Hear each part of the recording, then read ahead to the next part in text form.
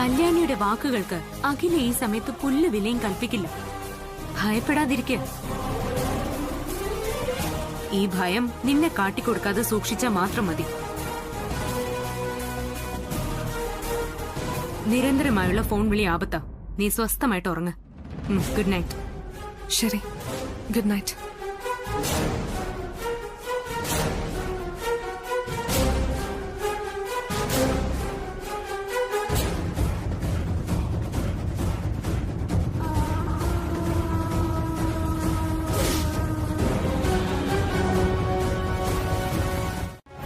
അവളിപ്പോ ആരെയാ വിളിച്ചതെന്ന് അറിഞ്ഞിരുന്നെങ്കിൽ അവളുടെ ഉദ്ദേശം എന്താണെന്ന് കണ്ടുപിടിക്കാൻ എളുപ്പമായിരുന്നു.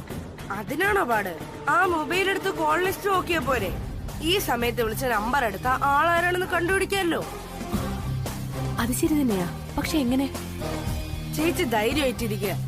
അതാ ഗംഗയുടെ മുറിയിൽ കേറിയിട്ടാണെങ്കിലും ഞാൻ കണ്ടുപിടിക്കും. ചേച്ചി ആദ്യം വന്ന് എന്തെങ്കിലും എനിക്ക് എടുത്തതാ. എനിക്ക് വിശക്കുന്നു. ശരി വാ.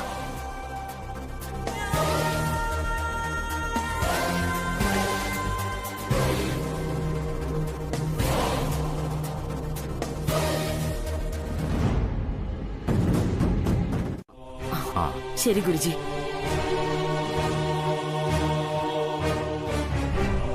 അതിവിടെ വെച്ച് വേണ്ട, പൂജാമുറി വെച്ചായിക്കോട്ടെ. ശരി, അങ്ങനെ ആകട്ടെ. എല്ലാവരും പൂജാമുറിയിലേക്ക് വാ.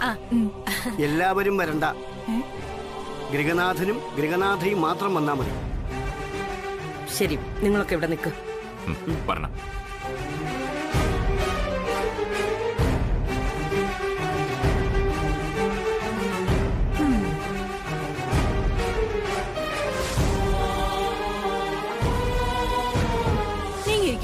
അവിടെ സ്ഥലമില്ലേ? തടസ്സം കൂടാതെ നടന്നു കിട്ടിയാൽ മാത്രം മതി.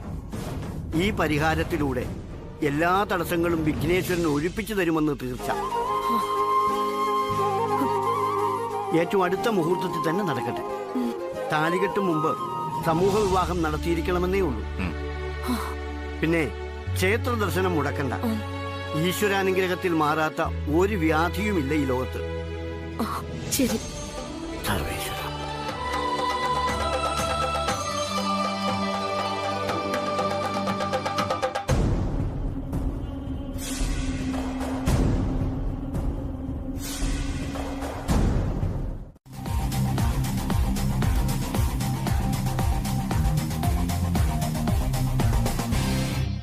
ദേവി, അനിയൻകുട്ടൻ ആരുടെയും കണ്ണിപ്പെടാതെ നോക്കണേ.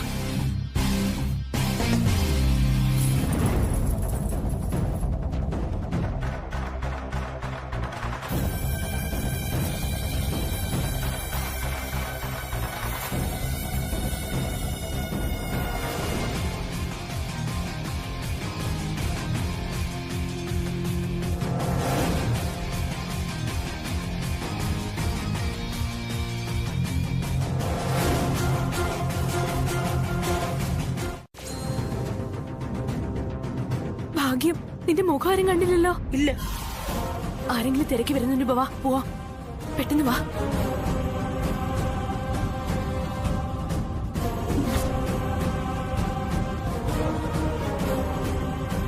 നീ ഇവിടെ കിടന്നോ.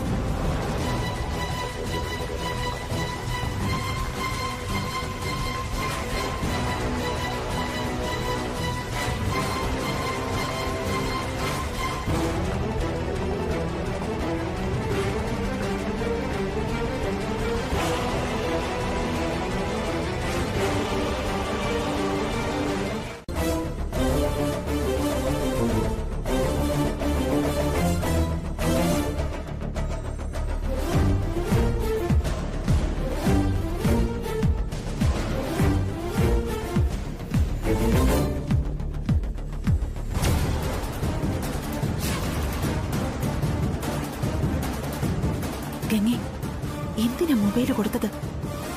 അതിൽ പ്രിയങ്കയുടെ ഫോട്ടോയോ നമ്പരോ കണ്ട നിനക്ക് മാത്രമല്ല എനിക്കും ചേർത്ത് തൂക്കുകയർ ഒരുക്കും.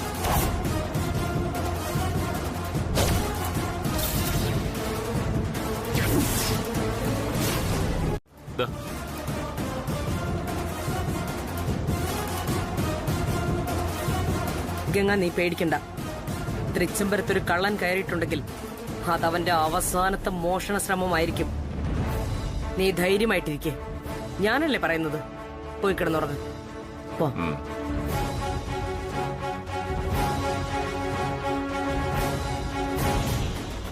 എന്നാലും ആരായിരിക്കും ഇത്ര ധൈര്യത്തോടെ നിന്റെ റൂമിലേക്ക് വന്നത്?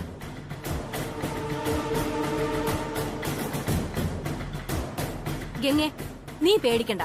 ഇതിനകത്ത് കയറിയ കള്ളൻ ആരാണെങ്കിലും അത് കണ്ടുപിടിച്ചിരിക്കും. അയാൾ തോൽക്കുന്നത് വിധിയായിരിക്കില്ല, മറിച്ച് തൃച്ചംബരത്ത് ആനന്ദ് കൃഷ്ണനായിരിക്കും.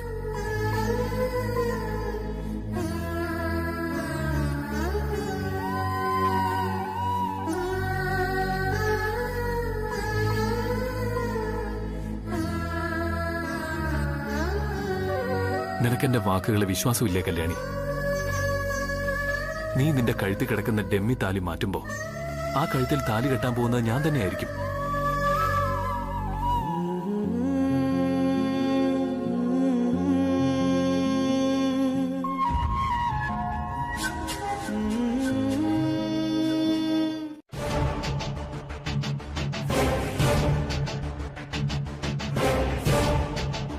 ആന്റി, ദേ അങ്ങോട്ട് നോക്കി.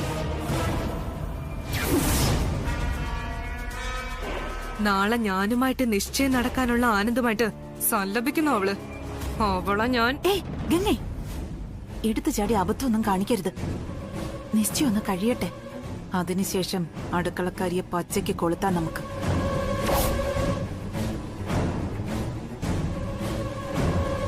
പ്രിയങ്കയെ ഒന്ന് വിളിച്ചാലോ? ഇപ്പൊ വേണ്ട, നാളെ നേരം ഒന്ന് വെളുക്കട്ടെ. ഏതായാലും നിശ്ചയത്തിന് നമ്മളൊന്ന് കരുതിയിരിക്കും. ഇനി ഈ പരിപാടി നമുക്ക് വേണ്ട കേട്ടോ. ആ നീരജുമായിട്ടുള്ള നിശ്ചയം ഉറപ്പിച്ചിട്ടും ചേച്ചിയുടെ മുഖത്ത് അതിന്റെ ഒരു ഇഷ്ടക്കേടും കാണുന്നില്ലല്ലോ. നിശ്ചയത്തിനൊന്നും ഞാനില്ല, പറഞ്ഞേക്ക. എടാ അനിയൻകുട്ടാ, വല്യുകുഞ്ഞു പറഞ്ഞത് നടക്കാൻ പോകുന്നത് ഫലത്തിൽ ഞാനും വല്യുകുഞ്ഞും തമ്മിലുള്ള നിശ്ചയാണെന്നാ. അതെങ്ങനെ? അതൊക്കെ വല്യുകുഞ്ഞിനെ അറിയൂ. ചുമ്മാതല്ല ചേച്ചിയുടെ മുഖത്തൊരു സന്തോഷം. അങ്ങനെ വരട്ടെ. എന്നാ ഞാനും വരും നിശ്ചയത്തിന്. കല്യാണി, അച്ഛൻ.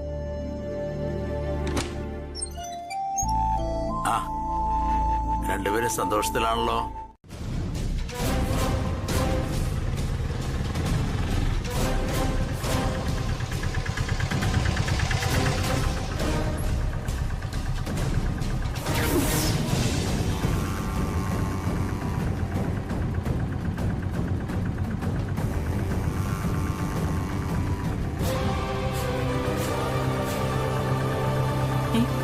ഇതാരാ പുതിയ അവതാരം?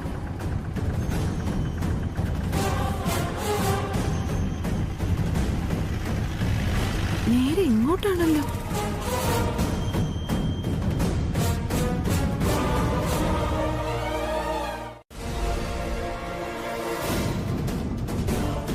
ഓ, അഖിലയുടെ സെക്രട്ടറി പോസ്റ്റ് ആണല്ലേ? കൃഷ്ണേട്ടാ, ഇതൊക്കെ ഒന്ന് ചെക്ക് ചെയ്യ്. വരൂ സ്റ്റെല്ല.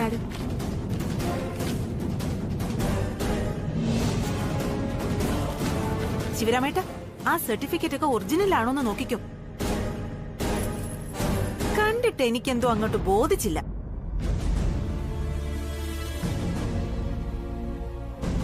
എന്തോ ഒരു പന്തികേട് പോലെ.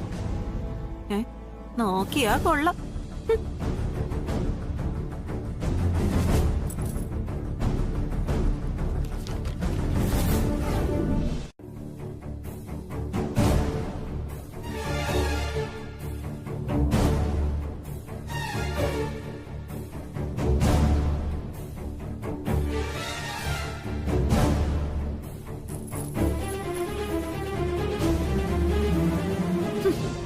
കുറച്ചുനാൾ ഈ ശല്യം ഇല്ലായിരുന്നു. വീണ്ടും തുടങ്ങിയിട്ടുണ്ട് താലപ്പൊലി എടുക്കല്. Good morning madam. Good morning. അല്ല, ഇന്ന് നിശ്ചയാണെന്ന് അറിയില്ലായിരുന്നോ? പിന്നെ രാവിലെ എന്തിനാ ഈ ഫയലും ഒക്കെ തൂക്കി പിടിച്ച്? ഇത് ഇന്ന് തന്നെ ഒപ്പിടിക്കാനുള്ള അർജന്റ് ഫയൽസ് ആണ് മാഡം.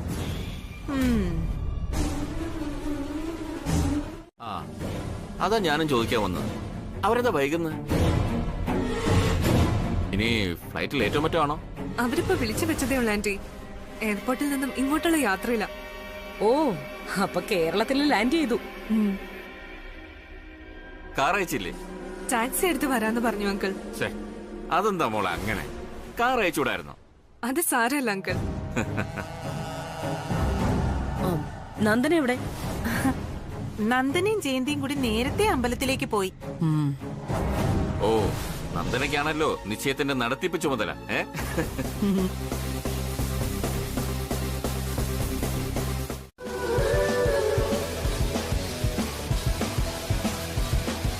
ഗംഗാ ബേഠി.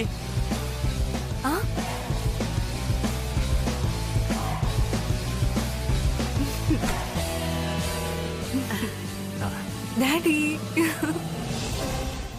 എന്താ മോളെ, സുഖല്ലേ?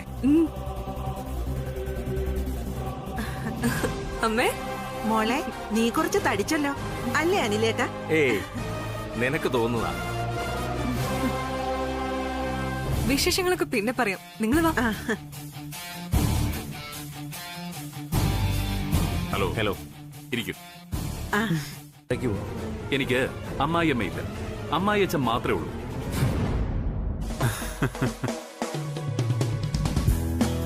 ആ അമ്മായിയച്ഛൻ വരാൻ സമയമായിട്ടില്ല.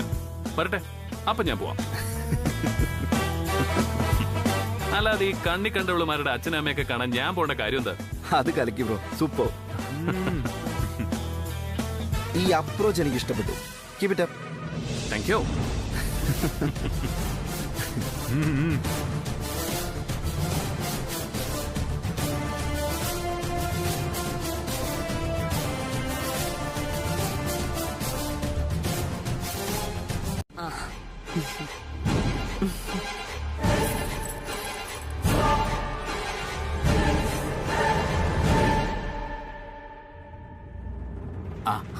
Good morning. Good morning. ഇരിക്ക്. കൃഷ്ണേട്ടന് ഇവരെ മനസ്സിലായില്ലല്ലേ? ഇതാണ് നമ്മുടെ കല്യാണിയെ കിട്ടാൻ പോകുന്ന ചെക്കൻ. പേര് നീരജ് എന്നാ. ഓ, നമസ്കാരം. നമസ്കാരം. ഇത് നീരജിന്റെ അച്ഛനും അമ്മയും. നമസ്കാരം. നമസ്കാരം. ഇത് അറിയാം മാഡം. തൃച്ചംബരത്തെ ശിവരാമൻ സാറിനെ അറിയാത്ത ആരാ ഇവിടെ ഉള്ളത്?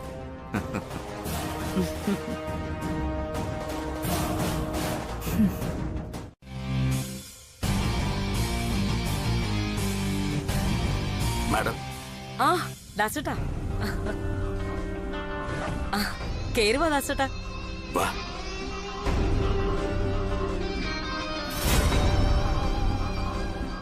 സുബ്ബണ്ണ, ബ്രോ പറഞ്ഞ പോലെ അമ്മായച്ചൻ കൃത്യസമയത്ത് തന്നെ എത്തിയല്ലോ. ആനന്ദാര പുള്ളി. പിന്നല്ല.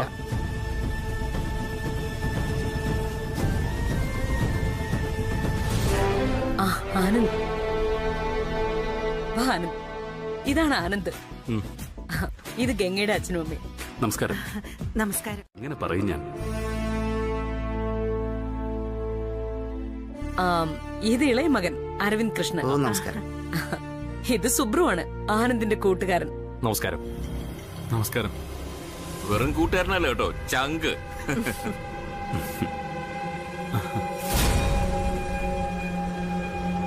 എന്നാ പിന്നെ നമുക്ക് ഇറങ്ങിയാലോ? മുഹൂർത്തം തെറ്റിക്കണ്ട. ശരി കൃഷ്ണേട്ടാ. വിലാസിനെ ചേച്ചി കൊണ്ടുപോകാനുള്ള സാധനങ്ങളൊക്കെ എടുത്തു വെച്ചിട്ടില്ല? എല്ലാം ഓക്കെയാ. എന്നാ നമുക്ക് ഇറങ്ങാം. വരൂ.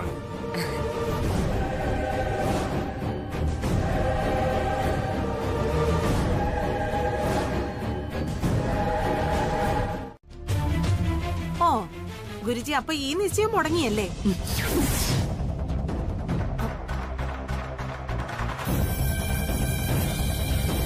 മുടങ്ങുകയല്ല, പകരം തൃച്ചംബരത്ത് വെച്ച് നടക്കും നിശ്ചയം. എന്താ, അതുപോലെ? മതി ഗുരുജി.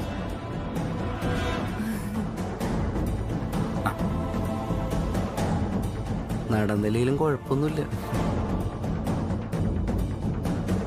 എന്നാല് അതിനുള്ള ഏർപ്പാടുകൾ നടക്കട്ടെ, മുഹൂർത്തം തെറ്റിക്കണ്ട. ശരി. വരൂ ഗുരുജി. മുടക്കമൊന്നും വന്നിട്ടില്ലല്ലോ, സ്ഥലം മാറിയെന്നല്ലേ ഉള്ളൂ.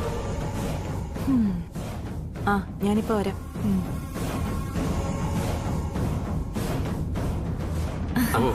എന്തൊക്കെയുണ്ട് വിശേഷം? വിലാസിനെ. ആ ചേച്ചി, ഒരു മിനിറ്റ്. അതിൽ കത്തി പിടിക്കരുതേ. എന്താ ചേച്ചി? നന്ദന അമ്പലത്തിൽ നമ്മളെയും കാത്തു നിൽക്കുമായിരിക്കും. ആ. അയ്യോ, നീ നന്ദനയുടെ ഫോണിൽ വിളിച്ച് വേഗം വരാൻ പറയും. ഞാനതങ്ങ് മറന്നു. ജയന്തിയും കൂടെ ഉണ്ടല്ലോ. ഞാൻ ഇപ്പൊ വിളിക്കാം ചേച്ചി. ഇന്നലെ രാത്രി നീയും ആനന്ദം കൂടി സംസാരിച്ചതും പ്ലാൻ ചെയ്തതും ഒക്കെ ഞാനും കേട്ടു. നീ വിചാരിക്കുന്നത് നടക്കുമെന്ന് നീയും വിചാരിക്കരുത്. നിന്നെ പോലൊരു ഫ്രോഡിനെ തൃച്ചംബരത്തെ മരുമകളാകാൻ സമ്മതിക്കില്ല ഞാൻ. എന്നോടാണോ നിന്റെ വെല്ലുവിളി? അതെ, നിന്നോട് തന്നെയാ. ഇത്രയും നാൾ നീ തന്നെയല്ലേ തൊട്ടതിനും പിടിച്ചതിനും ഒക്കെ വെല്ലുവിളി നടത്തിയത്. ഇതെന്റെ വെല്ലുവിളിയാ. അപ്പൊ കാണാം. അതെ, കണ്ടു തന്നെ അറിയാം.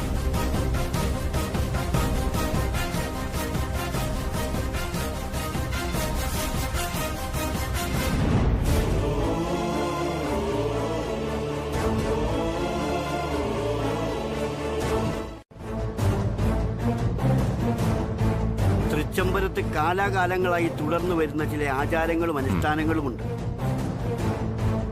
ആ ആചാരങ്ങൾ സംരക്ഷിക്കപ്പെടേണ്ടത് ഈ തറവാടിന്റെ നിലനിൽപ്പിന് ആവശ്യമാണ്. അല്ലെങ്കിൽ ഫലം തറവാടിന്റെ ക്ഷയിക്കലാകും.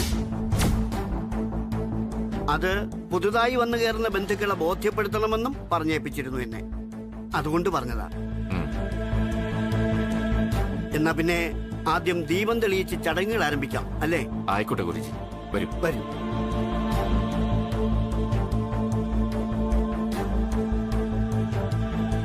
ചോദിച്ചാ അതിനെ കുറ്റം പറയാനും പറ്റില്ല.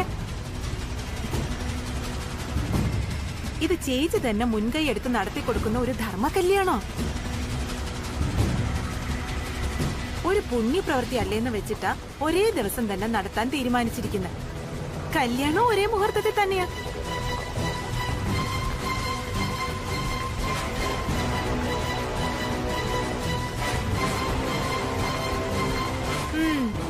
ശിവരാമേട്ടൻ എന്നെ നോക്കി പേടിപ്പിച്ചിട്ടൊന്നും കാര്യമില്ല. ഞാനൊരു സത്യം പറഞ്ഞതാ.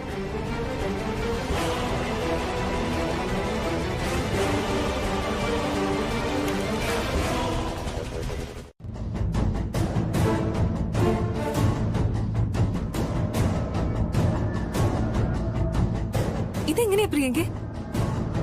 നീ ഇവിടെ ഉണ്ടോ? നീ നിന്റെ അച്ഛനായി കൊണ്ടുവന്നില്ലേ ആ സെബാസ്റ്റ്യൻ? ഓ സോറി, ഇപ്പൊ അതല്ലല്ലോ പേര്, അനിൽ മേനൻ. അവന്റെ കയ്യിലിരിക്കുന്ന മൊബൈൽ വഴി എല്ലാം ലൈവായി കാണുന്നുണ്ട് ഞാൻ.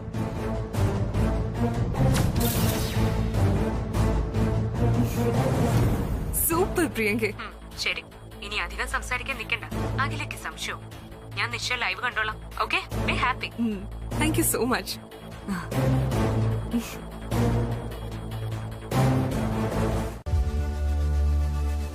അപ്പോ അതിലേക്ക് കടക്കാം അല്ലേ?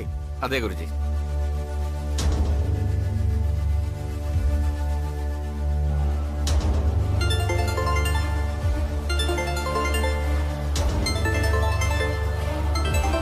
അഖില നിനക്കാ? ഗുരുജി ഒരു മിനിറ്റ്. ഹലോ, ഒന്നും വ്യക്തമാവുന്നില്ല. ഹലോ, അല്ല ഞാനത് അക്കൗണ്ടന്റിനോട് പറഞ്ഞതാണല്ലോ. കല്യാണി വിശ്വസിക്കുക, നാളെ നടക്കാൻ പോകുന്നത് നമ്മൾ.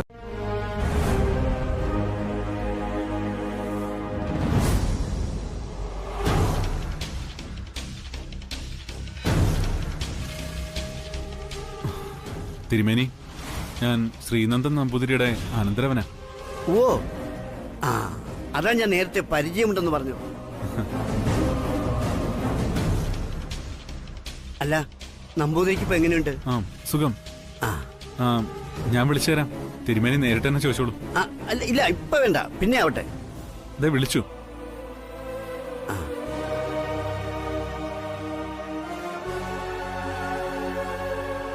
ഒരുപാട് സന്തോഷം തോന്നുന്നു. ആന്റിയോട് സംസാരിക്കാൻ കഴിഞ്ഞല്ലോ. ഗംഗയോട് പോലും ഇപ്പൊ ഒരു പ്രത്യേക സ്നേഹം തോന്നുന്നു.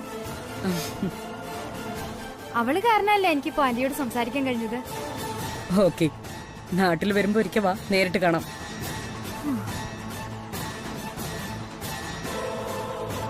ഞാനിപ്പോ ഗംഗയുടെ കയ്യിൽ കൊടുക്കാം.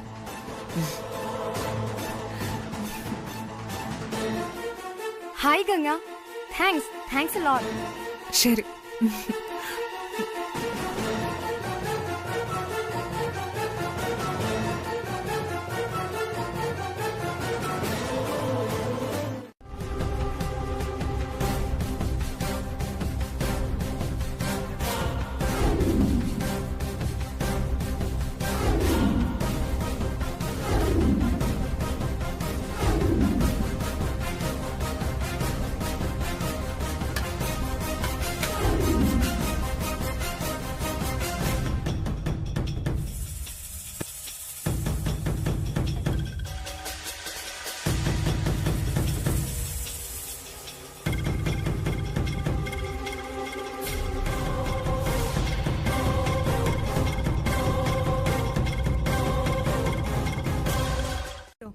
ഇനി നടക്കുന്ന ഫംഗ്ഷനിൽ വെച്ച് നിനക്ക് ബോധ്യപ്പെടും ആരാണ് തൃച്ചംബരത്തെ മൂത്ത മരുമകളെന്ന്.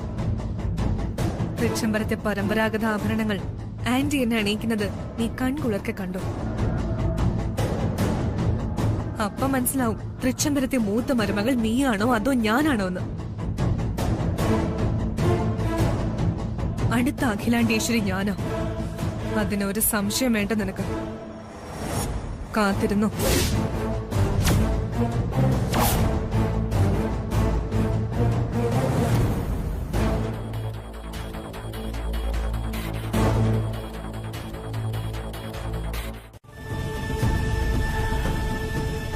അച്ഛാ, വേദനിക്കുന്നു അച്ഛാ. മോനെ, നിന്റെ ചേച്ചിയുടെ കല്യാണം മുടങ്ങുന്നതാ അച്ഛന് ഏറ്റവും വലിയ വേദന. ഇതൊക്കെ സഹിക്കാവുന്നതേ ഉള്ളൂ. കല്യാണമൊക്കെ തലവിധി പോലെ നടക്കുള്ളൂ എന്ന് അച്ഛൻ തന്നെയല്ലേ പറഞ്ഞത്? എന്നിട്ടും അച്ഛൻ എന്തിനാ ഇങ്ങനെയൊക്കെ? നിന്റെ തലയിലെഴുത്താണോ അതോ അച്ഛൻ ചെയ്ത പാപാണോന്നറിയില്ല. പല പല കാരണങ്ങൾ വന്ന് എന്റെ മോളുടെ താലിഭാഗ്യം തട്ടിത്തട്ടി പോവുക.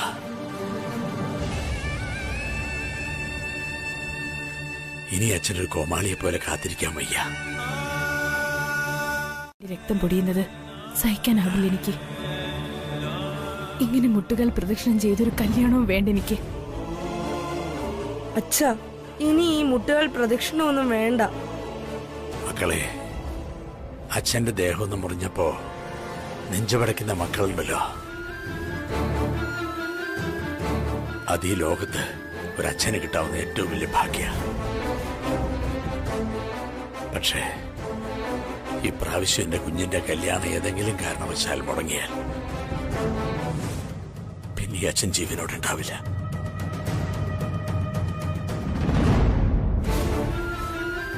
എന്താ അമ്മയോട് പറയാത്തേന്ന് ചോദിച്ചോണ്ടിരുന്ന നിനക്കെന്താ പെട്ടെന്നൊരു മനമാറ്റം? ഞാൻ നിന്റെ അമ്മയോട് കല്യാണം ഇഷ്ടമാണെന്ന് പറയാൻ നിർബന്ധിച്ച സാഹചര്യം വേറെ, ഇപ്പോഴത്തെ സാഹചര്യം വേറെ. ആ സമയത്ത് പറയാതെ ഇപ്പൊ പറയണമെന്ന് പറഞ്ഞ വേണ്ട ആനന്ദേ. ഇപ്പൊ പറഞ്ഞ എന്ത് സംഭവിക്കുന്നു പറയാൻ പറ്റില്ല. ഇത്രയും നാളും ക്ഷമിച്ചില്ലേ, ഇനി കുറച്ച് സമയം കൂടി ഒന്ന് ക്ഷമിക്കേ.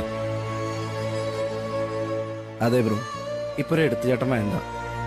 ഇല്ല, ഇന്ന് ഞാൻ അമ്മയോട് പറഞ്ഞിരിക്കും, ആരും എന്നെ തടയാൻ നോക്കണ്ട.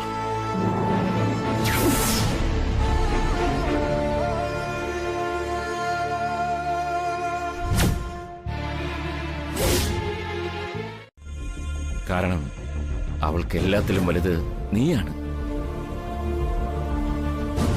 നിന്റെ സന്തോഷമാണ് വലുതെന്ന് കരുതുന്ന അവൾ ഒരിക്കലും നിന്റെ ആഗ്രഹത്തിനെതിരെ നിൽക്കില്ല. പകരം അവൾ ഇനി ജീവിക്കേണ്ടത് സ്വയം തീരുമാനമെടുക്കും.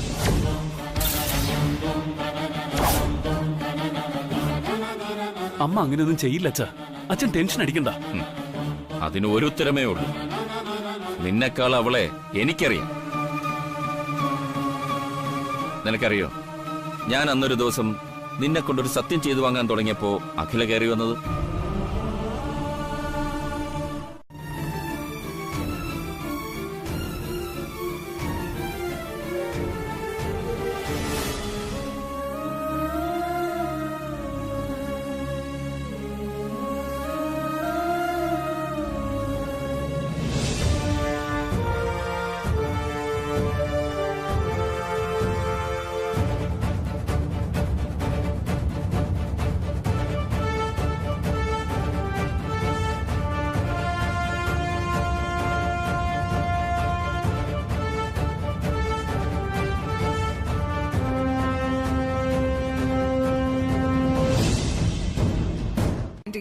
പക്ഷെ ആന്റി ഈ പറഞ്ഞ കാര്യം ആനന്ദിന്റെ നാവിൽ നിന്ന് കേൾക്കണം എനിക്ക്. യെസ്, അത് ഞങ്ങളുടെ മകളുടെ ന്യായമായ ഒരു ആവശ്യമാണല്ലോ മാഡം. ആ കാര്യത്തിൽ എനിക്ക് ഗംഗയുടെ അഭിപ്രായമാണ്. ആനന്ദ് പറയട്ടെ. ആനന്ദ്,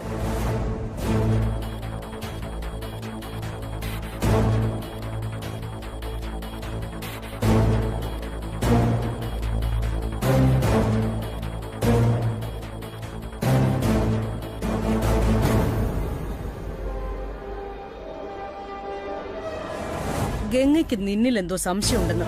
അതിന്റെ മറുപടി നിന്റെ ഉള്ളിൽ എന്താ ഉള്ളതെന്ന് വെച്ചാ അങ്ങ് തുറന്നു പറ. കല്യാണിയുടെ പ്രേമാണെന്ന് അങ്ങ് തുറന്നു പറ.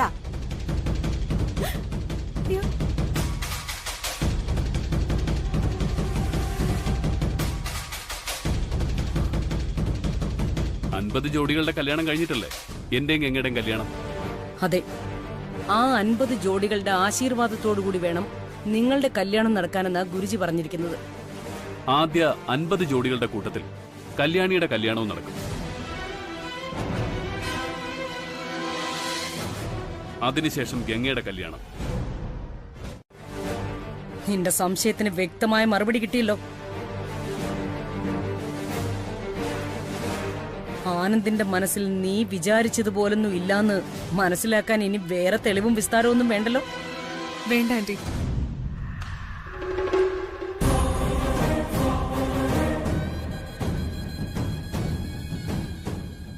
പോ.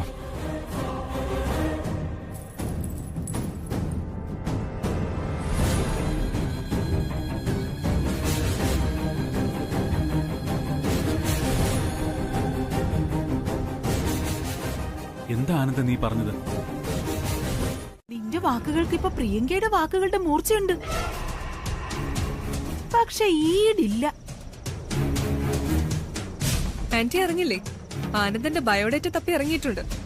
ഓഹോ, കഥയുടെ പോക്ക് അങ്ങനെയാണെങ്കിൽ കരുതിയിരിക്കണം. ക്ലൈമാക്സ് ചിലപ്പോ നമ്മൾ പ്രതീക്ഷിക്കുന്നതിന് വിപരീതമായിരിക്കും. നീ വാ.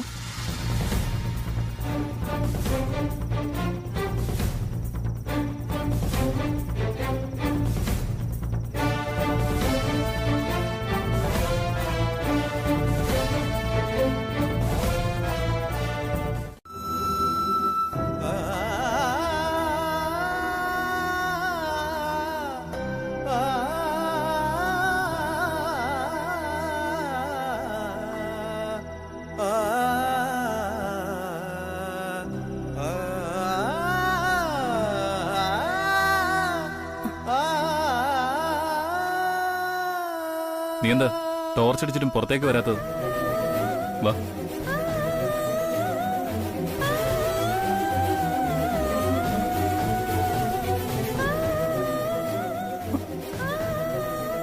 അച്ഛനെ ഓർത്തപ്പോ എനിക്ക് വരാൻ കഴിഞ്ഞില്ല വല്യുഞ്ഞെ. അച്ഛനെ ഓർത്തപ്പോ വരാൻ കഴിഞ്ഞില്ലെന്നോ? എനിക്കൊരു വിശ്വാസവും ഇല്ല. നോക്ക് കല്യാണി, ആദ്യം നടക്കുമെന്ന് നമ്മൾ വിശ്വസിക്കണം. പിന്നെ ഗംഗ പരമ്പരാഗത ആഭരണങ്ങൾ അണിയുമെന്ന് നിന്നെ വെല്ലുവിളിച്ചില്ലേ? ആ വെല്ലുവിളിയിൽ അവള് തോൽക്കും. അത് നാളെ അണിയാൻ പോകുന്നത് ഗംഗയല്ല, നീയാ. വിശ്വസിക്കാം നിനക്ക്. അതെങ്ങനെ നടക്കാനാ വല്യുഞ്ഞെ? നടക്കും. നിശ്ചയത്തിൽ നിന്റെയും എന്റെയും ജാതക മാറ്റൽ നടന്നതുപോലെ ഇത് നടക്കും. ശരി, ഇനി ദാസേട്ടൻ കാണണ്ട, നീ കിടന്നോ. ചെല്ല.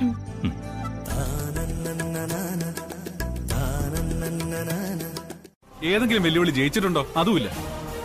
ഇതിങ്ങനെ വിട്ടുകൊടുക്കാൻ പാടില്ല ബ്രോ. അതെ, ആ പരമ്പരാഗത ആഭരണങ്ങൾ ഗംഗയുടെ കഴുത്തിൽ വീഴാൻ പാടില്ല. ഗംഗയുടെ കൺമുന്നിൽ വെച്ച് അത് കല്യാണി അണിഞ്ഞു നടക്കണം. അത് കണ്ട് അവള് തകരണം.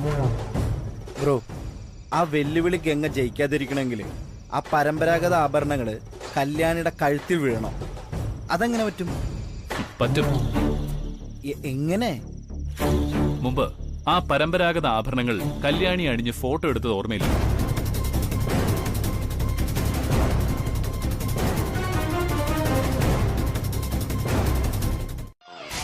Super idea. ഇതിൽ ആന്റി വീഴും. ഇതോടാ ഗംഗയുടെ വെല്ലുവിളി അങ്ങോട്ട് തീരും. ജയിക്കാൻ വാശി വേണം, പക്ഷെ വാശി ജയിക്കണം എന്നുള്ള ഗംഗയുടെ പിടിവാശി ഇതോടെ തീരണം. അപ്പൊ ഓക്കെ, നാളെ NRI സെറ്റ് ചെയ്ത് സമയത്ത് ഫോൺ വിളിപ്പിക്കേണ്ടത് നിന്റെ ഉത്തരവാദിത്വം. ഏറ്റു. എല്ലാം ഓക്കെ, പക്ഷെ എനിക്കൊരു സംശയം. എന്ത് സംശയം? നാളെ ഫംഗ്ഷൻ വീടിനകത്ത് വെച്ചല്ലേ നടക്കുന്നേ? അതെ. അല്ല ബ്രോ, കല്യാണിക്ക് അകത്തേക്ക് വരാൻ വിലക്കല്ലേ, പിന്നെ എങ്ങനെയാ കല്യാണി ആഭരണങ്ങൾ ഇടിക്കാൻ പറ്റുന്നേ? ഓ, അതൊരു പ്രശ്നമാണല്ലോ. അല്ല എന്താ ആനന്ദ്, പരാജയ ഭീതി നിന്റെ സ്വബോധം ഇല്ലാതാക്കിയോ? സ്വബോധം നഷ്ടപ്പെട്ടത് എനിക്കല്ല, നിനക്ക്. നീ വെല്ലുവിളിച്ചത് ആരോടാണെന്ന് പോലും മറന്നുപോയത്. നിന്റെ വെല്ലുവിളി കല്യാണിയുടെ മുന്നിലൂടെ പരമ്പരാഗത ആഭരണങ്ങൾ അണിഞ്ഞ് നടക്കുമെന്നല്ലേ? അതെ, അത് തന്നെയാ. അമ്മ കല്യാണിയെ വീട്ടിലേക്ക് വരുന്നത് വിലക്കിയിരിക്കുന്ന സാഹചര്യത്തിൽ കല്യാണി നാളെ വരില്ല. പിന്നെ നീ എങ്ങനെ നിന്റെ വെല്ലുവിളി ജയിച്ചു കാണിക്കും? അതുകൊണ്ട് നീ ചെല്ല, പോയി പുതച്ചു മൂടിക്കിടന്ന് ഉറങ്ങാൻ നോക്ക്. Good night.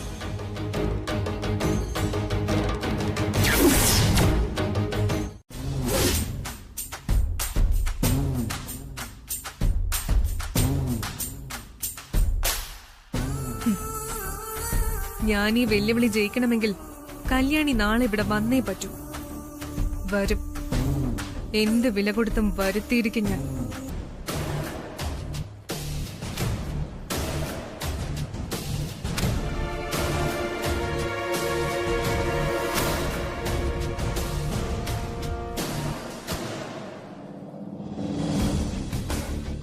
എന്ത് വില കൊടുത്തും ആ അടുക്കളക്കാരി അവിടെ വരുത്തിയേ പറ്റൂ. വരുത്തും ഞാൻ അവിടെ. അതുകൊണ്ട് കല്യാണം വരെ നന്ദനെ ഇനി ഒരു കാര്യത്തിനും വിളിച്ചാൽ ശരിയാവില്ല. അങ്ങനെയാണെങ്കിൽ ജയന്തി കൂട്ടിക്കോ. ആ, സുഖമായി. എന്നിട്ട് വേണം എന്റെ ഡാൻസ് കൂടി തെറ്റിക്കാൻ. ആന്റി, ഞാൻ കല്യാണിയെ വിളിച്ചോട്ടെ?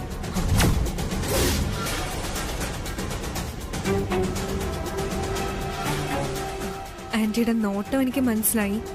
അവൾക്ക് തൃച്ചംബരത്തേക്ക് വിലക്ക് കൽപ്പിച്ചിരിക്കുകയാണെന്ന് അറിയാം ആന്റി. പക്ഷേ എന്നെ തോൽപ്പിച്ചവളെ എനിക്ക് തിരിച്ചു തോൽപ്പിക്കാമല്ലോ. എതിര് പറയരുത് ആന്റി. ആന്റിയുടെ മൂത്ത മരുമകളുടെ റിക്വസ്റ്റ് ആയിട്ട് കൂട്ടിയാൽ മതി.